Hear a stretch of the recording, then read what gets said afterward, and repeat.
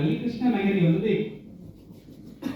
ಏನು ಅಂತ ಹೇಳಿದ್ರೆ ಒಂದು ಸೂಪರ್ ಮಾರ್ಕೆಟ್, ಒಂಥರ ಮಾಲ್, ಇದೆಲ್ಲವೂ ಕೂಡ ಬೇಕು. ನಾವು ಎಷ್ಟು ಹೇಳ್ತೀವಿ ಅಷ್ಟು ರೀಚ್ ಆಗ್ತೀವಿ. ನನಗೂ ಅಷ್ಟೇ, ನಾವು ಪ್ರಾರಂಭ ಮಾಡಿದಾಗ ಯಾರು ಕೇಳುವವರಿಲ್ಲ, ಇವತ್ತು ಶುರುವಾಯ್ತು ಅಂತ ಹೇಳುವವರೇ ಇದ್ದಿದ್ದು ನಮ್ಮ ಜೊತೆ. ಇವತ್ತು ನೀವು ಹೇಳಿ ಸರ್, ನಾವು ಕೇಳ್ತೀವಿ ಸರ್, ಎಷ್ಟು ಸರಿ ಹೇಳಿದ್ರು ಕೇಳ್ತೀವಿ ಅಂತ ಅನ್ನೋರ ಇದು ಸಂಘ ಸಿಗಬೇಕಾಗುತ್ತೆ. ನಾನು ತಗೊಂಡಿದ್ದೀನಿ. ಇಂಥದ್ದೆಲ್ಲ ಪರಿಕಲ್ಪನೆ ಇದೆ. ಇದಕ್ಕೆ ನಮಗೆ 300 ಕೋಟಿ ರೂಪಾಯಿಗಳ ಅವಶ್ಯಕತೆ ಇತ್ತು ನಮಗೆ ಇದನ್ನ ಪ್ರಾರಂಭ ಮಾಡಬೇಕಾದ್ರೆ. ಈ 300 ಕೋಟಿ ಪ್ರಾರಂಭಕ್ಕೆ, ಈ 300 ಕೋಟಿ ಅಂದ್ರೆ ಆ ಜಾಗ ತೆಗಿಬೇಕು ಅದು ಇದು ಅಂತ ಯೋಚನೆಗೆ ಹಣಕ್ಕೋಸ್ಕರ ನಾವು ಪ್ರಾರಂಭ ಮಾಡಿದ್ದು ಎಂಪೀರಿಯಾ ಕಾರ್ಪೊರೇಷನ್. ಅದರಲ್ಲಿ 1 ಕೋಟಿ ಜನರಿಗೆ ಡಿಮೆಟ್ ಅಕೌಂಟ್ ಮಾಡಿದ್ರೆ, YSL ಅಲ್ಲಿ ದಿನಕ್ಕೆ 40 ಕೋಟಿ ಬಂದ್ರೆ 10-20 ದಿವಸದ ಹಣದಲ್ಲಿ ನಾವು ನಂದಗೋಕುಲ ಪ್ರಾರಂಭ ಮಾಡಬಹುದು ಅಂತ ಯೋಚನೆ ಮಾಡಿ ಮೊದಲ ಪರಿಕಲ್ಪನೆ ಇದ್ದಿದ್ದು ನಂದಗೋಕುಲ. ಆದ್ರೆ ಈಗ ನಮ್ಗೆ 300 ಕೋಟಿಗೆ ನಾವು ಅಷ್ಟು ಕಷ್ಟ ಪಡಬೇಕಾಗಿದೆ.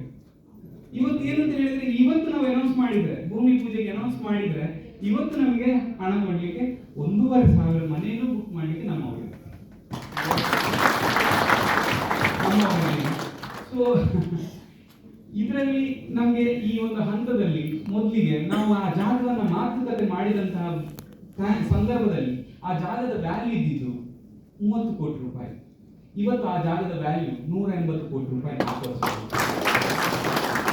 ನಮ್ಮ ಪ್ರಾಜೆಕ್ಟ್ ವ್ಯಾಲ್ಯೂ ನಾವು ಹೇಳ್ತಾ ಇರೋದು 300 ಕೋಟಿ ರೂಪಾಯಿ. ಇದನ್ನು ಲಾಂಚ್ ಮಾಡಿದ ಕೂಡಲೇ ಇದರ ವ್ಯಾಲ್ಯೂ ನೀವು ಲೆಕ್ಕ ಹಾಕಿ 1,800 ಕೋಟಿಗಿಂತ ಕಮ್ಮಿ ಇಲ್ಲ.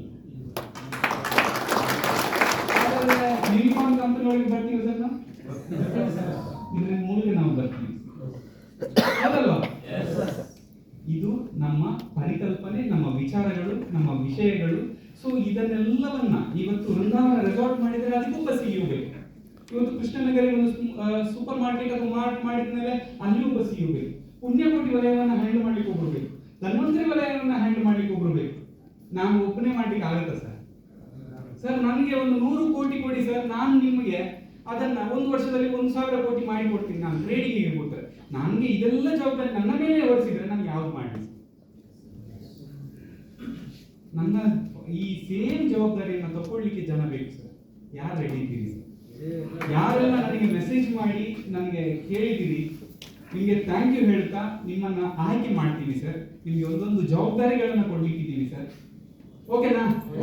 ಜವಾಬ್ದಾರಿ ತಗೊಳ್ಳೋ ಮುಂಚೆ ನಿಮಗೆ ಒಂದು ಒಳ್ಳೆ ವಿಚಾರಗಳನ್ನ ತಿಳಿಸಿ ನಾವು ಇವತ್ತಿನ ಕಾರ್ಯಕ್ರಮವನ್ನ ಮುಕ್ತಾಯ ಮಾಡುವಂತ ಹಂತದಲ್ಲಿದ್ದೀವಿ. ಸೊ ಯಾರೆಲ್ಲ ನಮ್ಮ ಜೊತೆ ಇನ್ನು ಒಂದು ಟೂರಿಗೆ ಬರಬೇಕು ಅಂತ ಆಸೆ ಇದೆ? ದೇಶದೊಳಗಾದ್ರೆ ಯಾರೆಲ್ಲ ಬರ್ತೀವಿ? ಎಲ್ಲಿಗೂ ಅದು ಬರ್ತೀವಿ.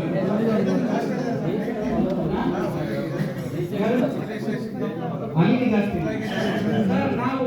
ನಾವು ಯಾವತ್ತೂ ಅಷ್ಟೇ, ನನಗೆ ನಮ್ಮ ಚಂದ್ರಶೇಖರ್ ಸರ್ ಯಾವಾಗಲೂ ಹೇಳ್ತಾ ಇರ್ತಾರೆ ಡೈರೆಕ್ಟ್, ನಾವು ಒಂದು ಪರ್ವತ ಹತ್ತಬೇಕಾದ್ರೆ ಮೊದಲ